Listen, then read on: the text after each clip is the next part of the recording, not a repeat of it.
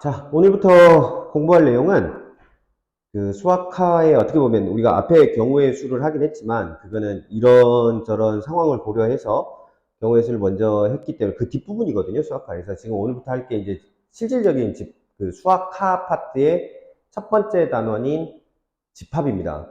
근데 뭐 집합이라는 단어는 사실상 이 수학에서뿐만 아니라 일상생활에서도 자주 쓰는 단어기는 해요. 그래서 집합이라는 게 수학에서, 그러니까 우리가 배우고자 하는 이 고등학교 수학에서 집합이라는 게 뭔지를 정의하는 게 먼저일 거예요. 그래서 일상생활에서는 집합은 이제 머릿속에서 지워버리시고 수학에서 말하는 집합이 뭔가 이거에 대해서 먼저 이해를 하셔야 되는데, 이렇게 생각하면 좋을 것 같아요.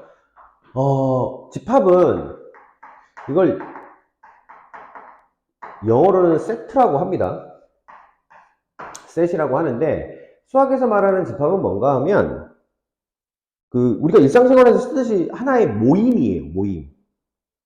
카테고리 딱 여기서부터 여기까지라고 딱 정해서 이렇게 모아놓은 하나의 모임인데, 수학에서 집합을 정할 때 가장 중요한 건 이게 집합이냐 아니냐를 구분하는 가장 중요한 포인트는 이 집합 안에 들어갈 수 있는 녀석과 집합 안에 들어갈 수 없는 녀석이 어떤 사람이 봐도 명확하게 구분이 가능해야 돼요.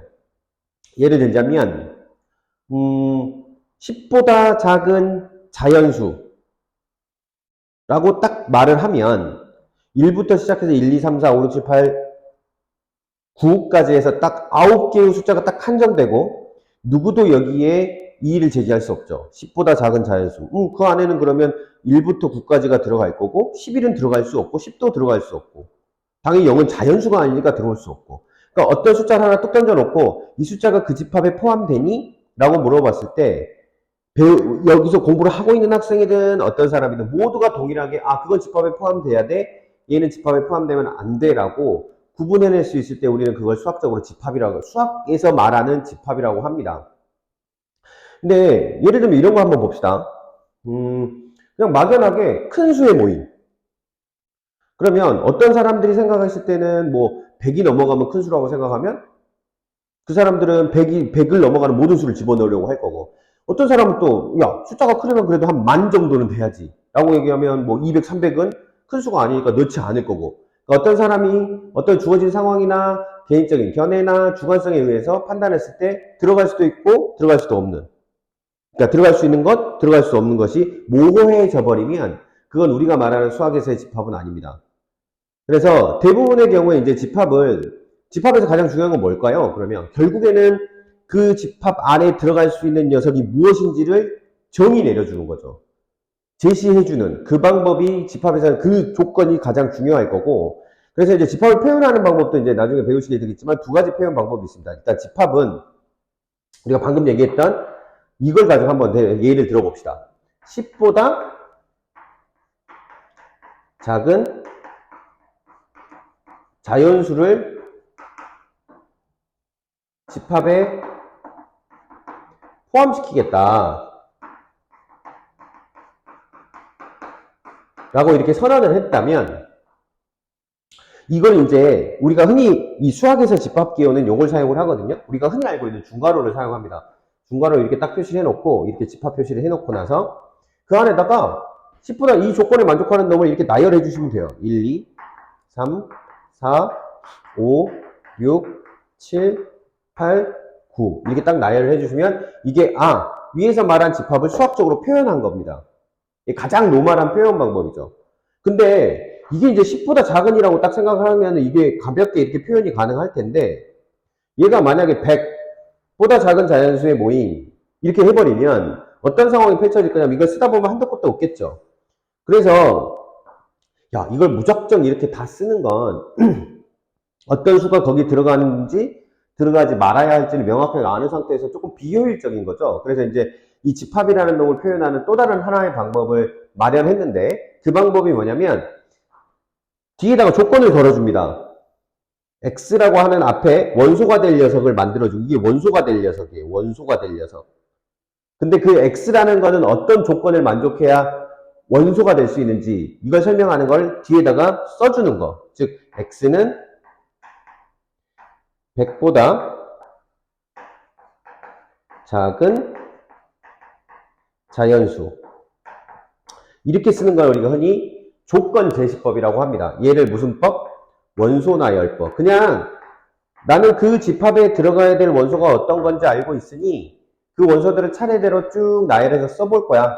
집합이라는 중괄호 기호 안에. 그게 뭐냐면 원소나열법. 근데 숫자가 너무 많거나 아니면 어떤 이유에 의해서 숫자를 하나하나 그 원소를 다 나열하기보다는 그 원소에 들어갈 녀석을 그냥 정의해주는 방법이 뭐냐면 조건제시법이라고 해요. 얘를 조건제시법이라고 합니다. 근데 조건제시법은 그냥 무턱대고 조건을 나열만 써주기만 하면 되는 건 아니고요. 수학적으로는 이렇게 형식을 갖춰주셔야 돼요. 그래서 이 조건제시법을 만드는 방법은 딱 바로 나눠요. 여기가 뭐냐면 원소가 되어 이 집합에 포함될 녀석들, 그 포함될 녀석이 따라야 할 조건, 갖춰야 할 조건, 이렇게 표시를 하는 거죠. 그럼 문제에서 보세요. 다시 한번. x라고 써놓고 x는 100보다 작은 자연수 이렇게 딱 써놨잖아요. 그러면 지금부터 x가 이 집합에 들어갈 거야. 그 x는 뭘 만족해야 돼? 100보다 작은 자연수라는 조건을 만족해야 돼. 이렇게 써주는 걸 우리가 조건제시법이라고 합니다.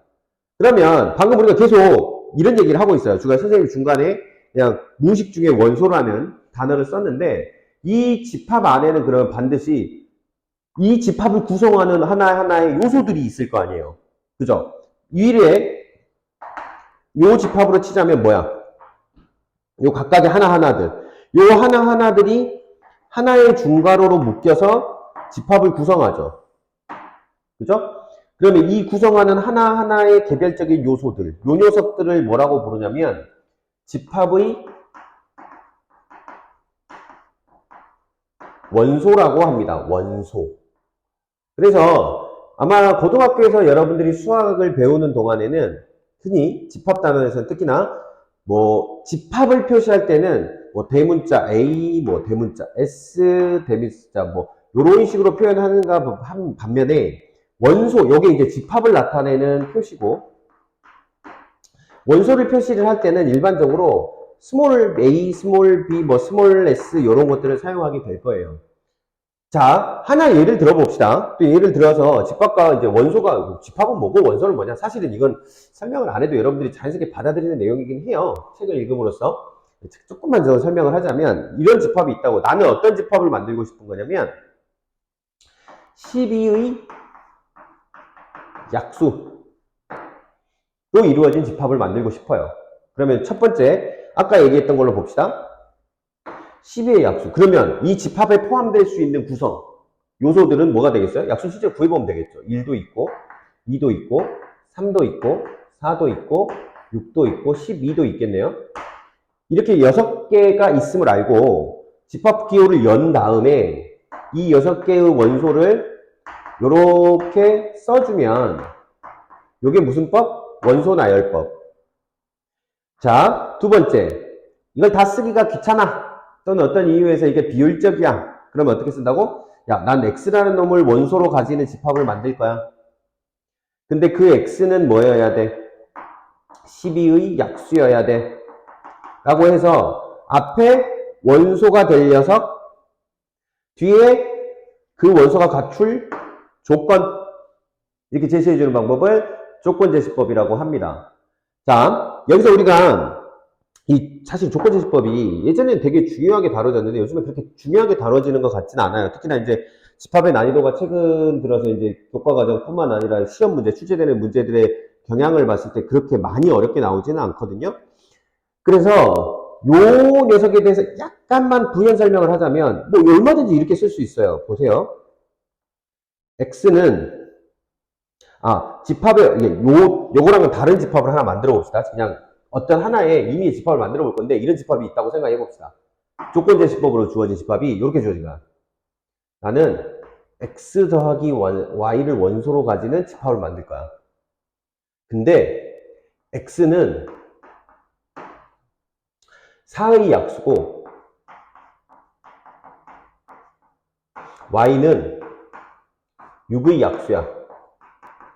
이렇게 조건 제시를 통해서 집합을 만들었다고 칩시다. 그러고 나서 이 녀석을 뭘 해볼 생각이냐면 원소 나열법으로 한번 만들어 볼 생각이에요. 자, 이 조건제시법을 해석할 땐 이렇게 해석해야 된다고. 누가 원소가 된다고? x라는 녀석과 y라는 녀석을 더한 값을 원소로 가질 거야. 즉 이 덩어리를 통째로 원소를 가질 거고, 그 x 더하기 y를 구성하는 x하고 y에 대한 조건을 여기서 제시해 준 거죠. x는 4의 약수니까. 그럼 x가 될 수 있는 건 뭐가 있어요? 1, 2, 4가 있겠네. y는 뭐가 있습니까? 1, 2, 3, 6 이렇게 있겠죠. 아, x하고 y하고 더한 값을 원소로 가지는 집합인데 x는 4의 약수고 y는 6의 약수구나. 그럼 이렇게 정리하면 되겠죠. 첫 번째, x의 1과 y의 1을 더한 놈 2. 얘도 원소가 될 수 있을 거고, x의 1과 y의 2를 가진 3. 됐죠? x의 1과 y의 3을 더한 4, 7 차례대로 해볼게요. 자, 그래서 x가 1, 1, 2, 1, 3, 1, 6 이렇게 해서 만들어 놨어요. 두 번째 이제 x가 2인 경우 2 더하기 1 그럼 3이죠. 그럼 여기다 3을 또 중복해서 써주느냐? 집합에서 중요한 포인트 하나는 중복되는 원소는 두 번 쓰지 않습니다. 그래서 얘를 다시 쓸 필요가 없어요. 이미 앞에 써져 있으니까. 그 다음에 2하고 2를 더해봤더니 4 역시나 있죠. 그럼 2하고 3을 더했더니 얼마? 6이니까 6은 포함시켜야겠다. 그 다음에 2하고 6을 더했더니 8 이렇게 원소가 만들어졌고요. 이제 x가 4일 때 보자고요. 4하고 1하고 더하니까 5 써주고요. 4하고 3하고 더했더니 7인데 7은 여기 포함됐으니까 추가로 더 써줄 필요는 없고요. 4하고 6하고 더했더니 10이 되잖아요. 그죠? 10까지 딱 써주면 요 녀석이 뭐가 된다? 요 녀석이 내가 찾고자 하는 집합이 된다. 여기서 배울 수 있는 거 포인트 하나. 첫 번째는 뭐냐? 조건제시법이 단순히 예쁘게 이렇게 그냥 누구라고 선언되는 게 아니라 어떤 식으로 주어질 수도 있고 순서상으로도 주어질 수 있다라는 거 받아들이셔야 이제 조건제시법이 다 이해가 된 거고요. 그 다음에 실제로 중요한 것 중에 하나가 이 집합을 구성하는 안의 원소를 나열을 할 때는 중복되는 거는 두 번 쓰지 않는다. 이것도 알고 계셔야 돼요. 오케이? 자, 이제 여기서 첫 번째 집합의 종류를 하나 볼 건데 내가 집합을 이렇게 써버린 거예요. 난 x라는 놈을 원소로 가지는 집합을 만들 거야. 근데 x는 자연수야. 이렇게 딱 만든 거지. 또 우리가 야심차게 그래서 이거를 원소 나열법으로 써보려고 마음을 먹고 썼어. 끝도 없이 써야 되죠. 이런 경우에는 뭐가 편한 거예요, 그러면? 당연히 조건제시법으로 나타나는 게 편한 거죠. 원소 나열법 다 쓸 수가 없잖아요. 하나도 빠져서 다 써놓은 걸 우리가 원소 나열법이라고 하니까. 그죠? 이게 원소의 개수가 너무 많아요. 심지어 셀 수가 없어요. 무수히 많아서. 이런 집합들을 우리가 무슨 집합이라고 하냐면 원소의 개수를 셀 수 없는 이런 집합을 뭐라고 부르냐면 무한 집합이라고 부릅니다.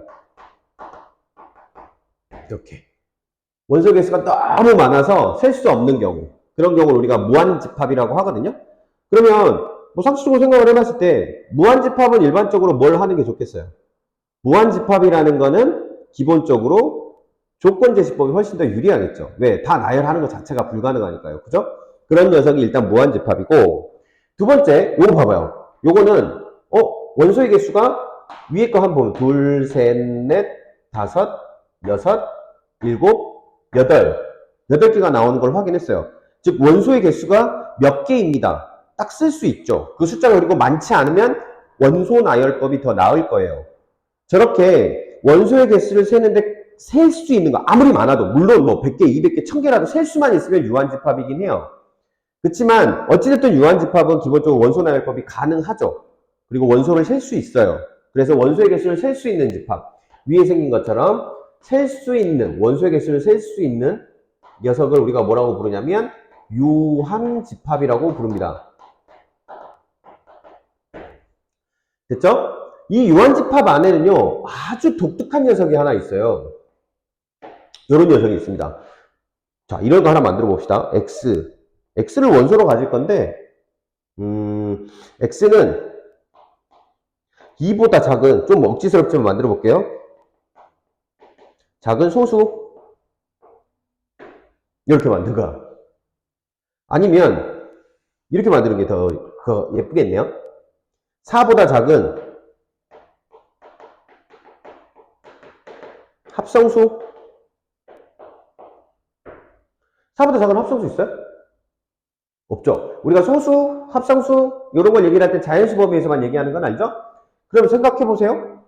4보다 작은 숫자는 1, 2, 3밖에 없는데 그 중에 합성수 있어요? 1은 소수도 합성수도 아니잖아요.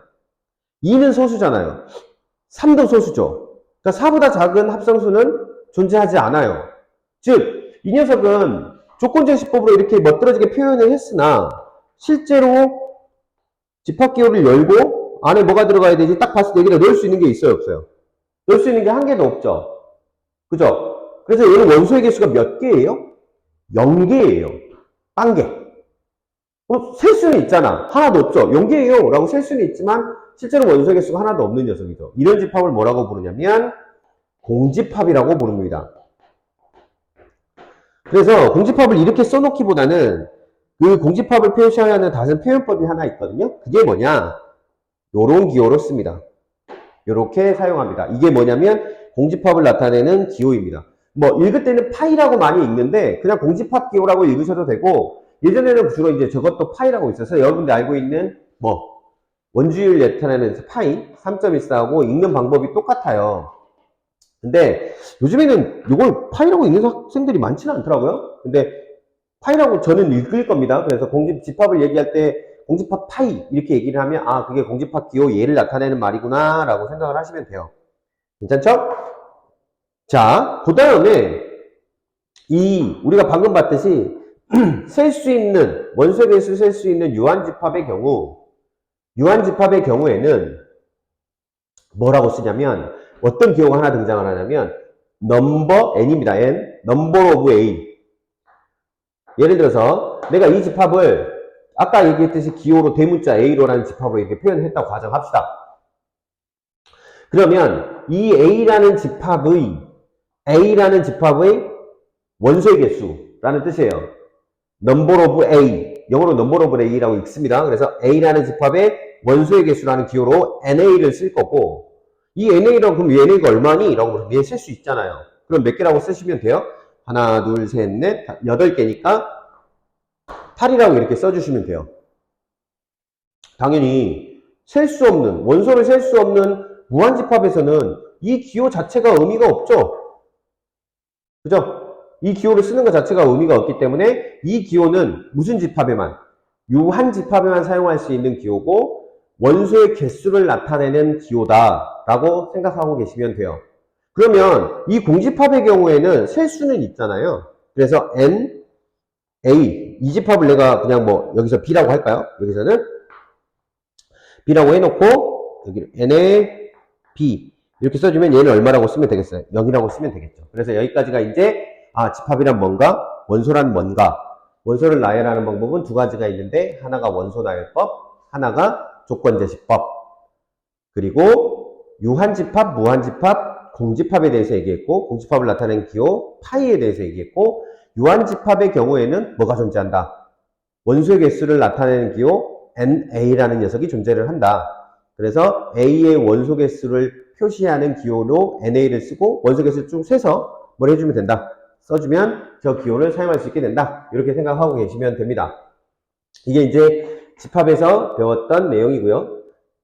자, 그 다음이 집합은 이제 사실 궁극적으로 우리가 집합이라는 녀석을 연산을 해보자는 게 이 단원의 목표거든요. 그 전에 몇 가지를 또 이해를 하고 있어야 되는 기호들이 있어요.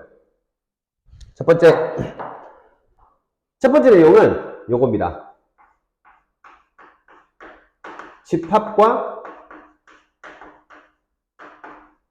원소의 관계. 이 기호는 어떻게 생긴 기호를 얘기하냐면 이렇게 생긴 기호를 얘기해요. 이렇게 삼지창처럼 생긴 거. 엘리멘트에서 2를 눕혀놓은 거. 2를 조금 뒤집어서 좀 바꿔놓은, 2를 좀 자연스럽게 그려놓은 그 기호라고 생각하시면 될 것 같아요. 그래서 이 A가 요렇게 딱 쓰잖아요. 뭐 순서가 바뀌어도 상관없습니다. 순서가 바뀌면 당연히 요 기호도 바뀌어야죠. 이렇게 쓰는 거랑 A라는 집합이 요렇게 쓰는 거는 같은 의미예요.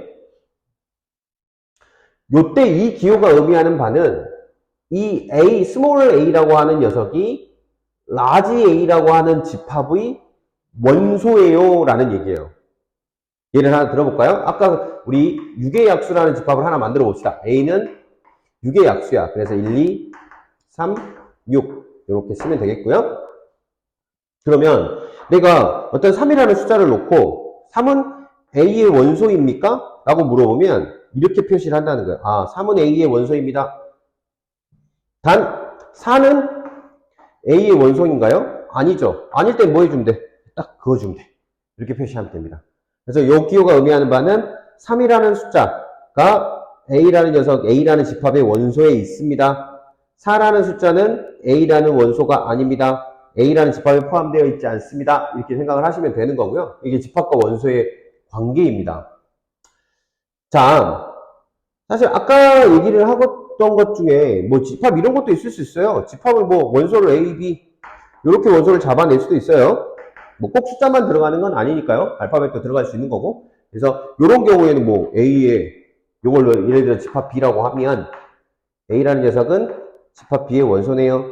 C라는 녀석은 집합 B에 포함되어 있는 원소가 아닙니다. 이렇게 표현하시면 돼요.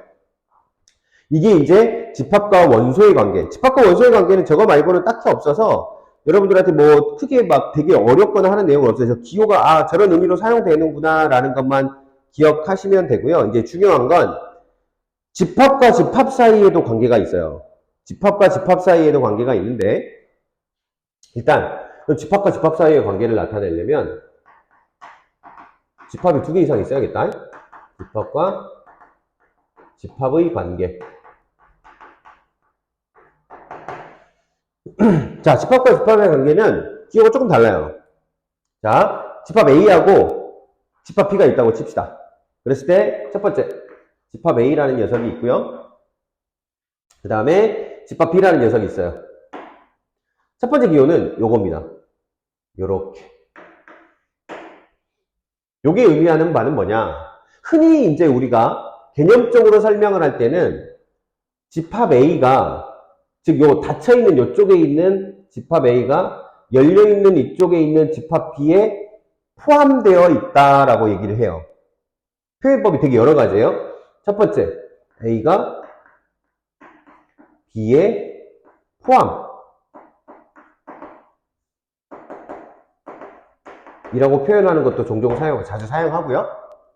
또는 이런 표현도 사용합니다. A가 B의 부분집합이다.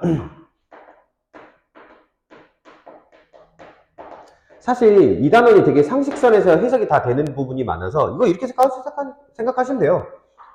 A라는 집합이 B라는 집합의 일부분으로 만들어져 있다. 부분으로 만들어져 있다. 라고 해서 부분집합이라고 생각하셔도 됩니다. 세 번째는 뭐냐?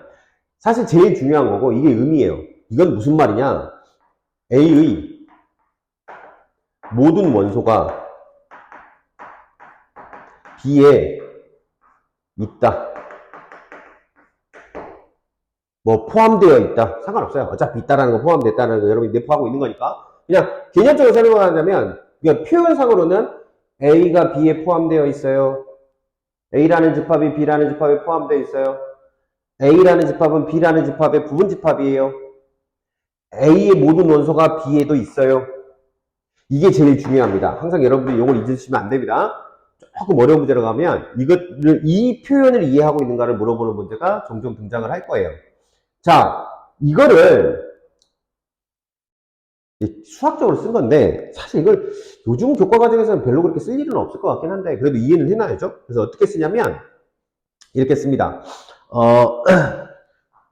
모든 x 근데 그 x가 뭐에 있을 때 A에 포함된 원소일 때에 대하여 x가 뭐일 때 B에도 포함되어 있을 때 라고 씁니다. 그러니까 요거 위에 있는 요 말 있잖아요. A의 모든 원소가 B에도 존재한다 라는 말을 기호로 바꾸는 것 뿐이에요. 그래서 요 둘은 똑같은 말이다 이렇게 기억을 하시면 되겠습니다. 됐죠? 이게 이제 집합과 집합의 포함 관계에서 어느 한쪽이 어느 쪽에 포함되어 있는가 안 포함되어 있는가를 얘기하는 부분이고, 자, 잘 봐요. 이런 얘기를 해봅시다. 여기는 좀 중요한데, 이 포함 관계에 있어서 두 가지의 반드시 기억해야 될 포인트가 있어요. 첫 번째는 공집합이라는 녀석이 있죠. 얘는 원소가 하나도 없죠. 공집합이 없는, 얘는 원소가 아예 없어. 그러니까 얘가 대상자 자체가 없어. 그래서 무조건 뭐라고 얘기를 하냐면, 모든 집합 A에 뭐다? 부분집합이다. 공집합은 모든 집합에 포함되어 있다. 공집합은 모든 집합의 뭐다? 부분집합이다. 이렇게 기억을 하셔야 되고, 그 다음 A라는 자기 자신도 여기에 있는 모든 원소는 당연히 자기 자신이 다 있잖아. 그러니까 자기 자신도 요 기호 자체도 성립한다는 얘기예요. 그러니까 A라는 집합의 부분집합이다. 오케이? A라는 집합은 A라는 자기 자신의 집합에 포함된다. 라고 기억을 하셔야 됩니다. 아시겠죠? 요 녀석을 솔직히 조금 놓쳐가지고 문제 실수할 수도 있어요. 근데 좀 이따 이제 상등이라는 게 나오는데, 상등 나올 때 다시 한번 설명을 할게요. 두 번째 갑니다, 이제. 어떤 기억을 이해를 하셔야 되냐면, A라는 녀석하고 B라는 녀석하고 같다. 요 말은 무슨 말일까? 요것도 두 가지로 해석할 수 있어요. 첫 번째는 그냥 아주 상식적인 선에서 어떻게 설명을 할 수 있냐면, A와 B의 원소가 일치한다. 모두 같다. 야, 이게 이제 일상 용어로 쓰자면 이런 거야. 그러니까 A에 있는 원소들과 B에 있는 원소가 한 개의 오차도 없이 완전히 똑같을 때 우리는 집합 A와 집합 B가 같다고 얘기합니다. 오케이? 다시 집합 A라는 녀석과 집합 B라는 녀석의 원소를 비교해 봤더니 뭐 구성이 하나도 다르지 않고 완전히 똑같아. 완전히 일치해. 그때 우리는 뭐라고 한다? A 집합과 B 집합이 서로 같다. 라고 얘기를 하고 뭐라고 한다. 이렇게 표시한다. 이 말을 이제 집합 A와 집합 B는 같은 집합이다. 정의하는 방법이 달랐을지라도 뭐면 그 구성 요소가 똑같은, 즉 원소의 구성이 완전히 일치하면 우리는 두 집합은 같다고 얘기합니다. 예를 들어서 이런 거 해볼까요?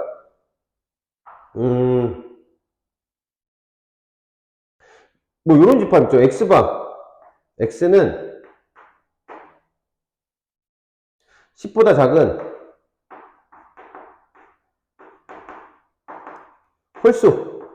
아니다. 좀 쉽게 해볼까? 조금 더 쉽게 해볼게요. 어떻게 하면 되냐면, 조금 억지스럽긴 하지만 A라는 집합이 이렇게 생겼어. X바. X는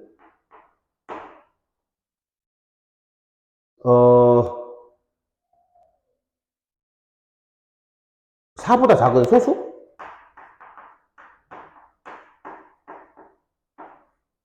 그럼 이건 뭐야? 원소 나열법으로 쓰면 2하고 3이지. 그쵸? B라는 집합을 정리하기는 조금 좀 어설프긴 한데, Y는 5보단 크고, 1보단 크고, 4보단 작아. 그리고 자연수야. 이렇게 해도 뭐가 돼요? 2하고 3. 이렇게 되겠죠. 이 두 개는 정의는 조금 다른 방법으로 했어요. 좀 억지스럽죠? 근데 이 정의하는 방법은 달랐지만 최종 결과물인 집합의 원소나열법 표시 이렇게 봤더니 얘가 두 개가 뭐해? 완전히 일치하잖아. 그럼 이때는 같다라고 부른다고. 오케이? 그래서 다시 한번 A는 B다라고 집합을 쓸 때는 이 두 집합이 같다는 표현이고 두 개의 집합이 같으려면 그 집합 안에 뭐가? 구성하는 요소가 다 원소가 모두 일치해야 된다. 이렇게 기억을 하고 계시면 됩니다. 마지막으로 요거를요. 이렇게도 많이 써요. 아까 자기는 자기 자신의 부분집합이라 했지. 그래서 이 두 개가 서로 같다는 것 중에 가장 수학적으로 안정적인 표현은 A가 B의 부분집합이기도 하면서 B가 A의 부분집합이기도 할 때 이 말이 의미하는 바가 뭐라 했지? 제일 중요한 게 이거라 했잖아. 요거. 요 녀석의 모든 원소가 이 녀석의 원소이면서 동시에 B의 모든 원소가 A의 원소여야 돼.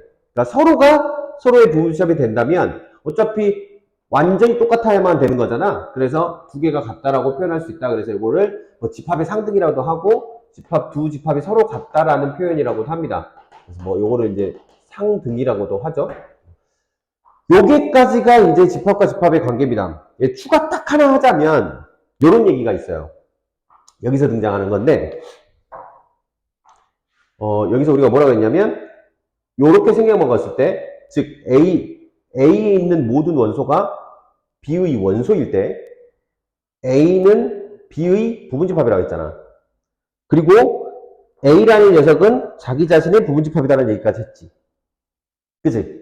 근데 여기서 하나 표현이 뭐가 나오냐면 진부분집합이라는 게 나와.